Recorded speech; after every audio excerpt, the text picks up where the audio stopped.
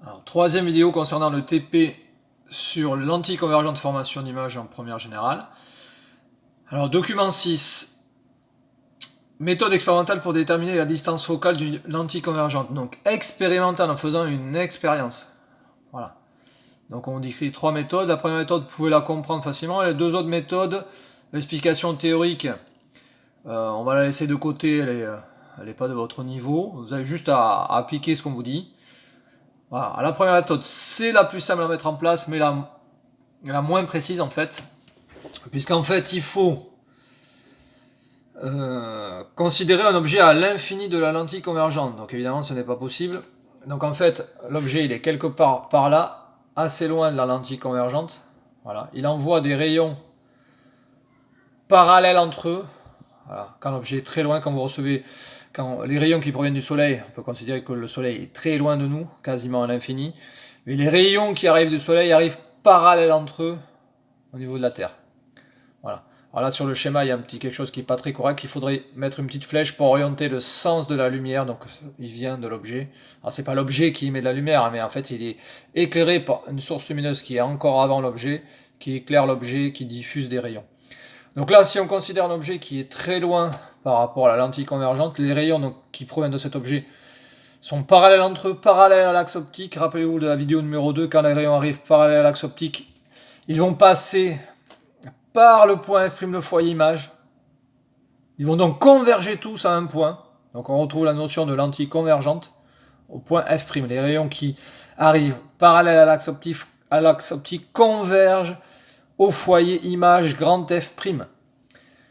Voilà. Et comme on sait que la distance focale d'une lentille c'est entre O et F', on peut trouver donc la distance focale, puisque évidemment concrètement comment vous avez fait, vous avez mis l'écran ici, d'accord, et là sur l'écran en fait vous avez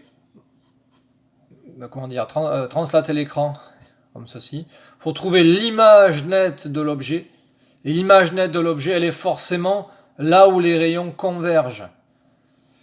Voilà, donc là l'écran vous dit que l'image nette elle est là, donc ici c'est F', donc la distance focale entre O et F' de la lentille. La méthode est simple, très compréhensible par vous, mais elle n'est pas très précise parce que justement on ne peut pas faire un objet rigoureusement à l'infini. Deuxième méthode, méthode par autocollimation. Vous avez vu, pas super pratique à mettre en place, rapide, mais il faut quand même avoir un petit peu de pratique en concernant la manipulation des lentilles et des miroirs. Donc là vous avez une lentille, on accole juste derrière au miroir, laissez tomber le trajet des rayons là. C'est un peu compliqué. Voilà. Alors en fait, on déplace l'ensemble lentille miroir à coller pour qu'en fait, donc AB en fait, je l'ai pas dit encore, hein, donc je dis maintenant A il est là, B il est là. Donc AB comme ça représente l'objet dont on veut faire l'image. L'objet c'est la lettre que vous éclairez. Alors attention, on peut tout se mélanger, hein. Alors en fait c'était une lettre P que vous éclairez, mais traditionnellement dans un schéma optique, l'objet dont on cherche à former l'image, on l'appelle AB. A, le point ici, et B, l'autre extrémité en fait. Voilà. Alors la méthode d'autocollimation, donc on déplace l'ensemble lentille miroir de façon à ce que l'image qu'on appelle A', B', se forme dans le même plan que l'objet, renversé, donc et bien sûr net, parce que quand on parle d'image d'un objet, il est évident qu'on parle d'image nette, puisque si elle est floue, ça n'a pas vraiment d'intérêt. Voilà. Donc, quand on a trouvé cette position, voilà, en fait, la distance entre là et là correspond, alors si vous avez bien suivi, correspond à la distance entre O et le point F, le foyer objet, et la distance entre le centre de la lentille et le foyer objet, c'est la même qu'entre le centre de la lentille et le foyer image. Alors je ne parle pas en distance algébrique. Ok, cette distance non algébrique est égale à cette distance non algébrique. Voilà, donc cette distance égale à cette distance, donc on trouve comme ça la distance focale de la lentille. Bon, je sens qu'il y aura peut-être des questions sur ça parce que c'est pas évident. Tout à l'heure. Troisième méthode pour trouver la distance focale d'une lentille convergente. Voilà. Alors pareil, vous n'avez pas à comprendre, vous allez voir où sort ce D égale 4F'.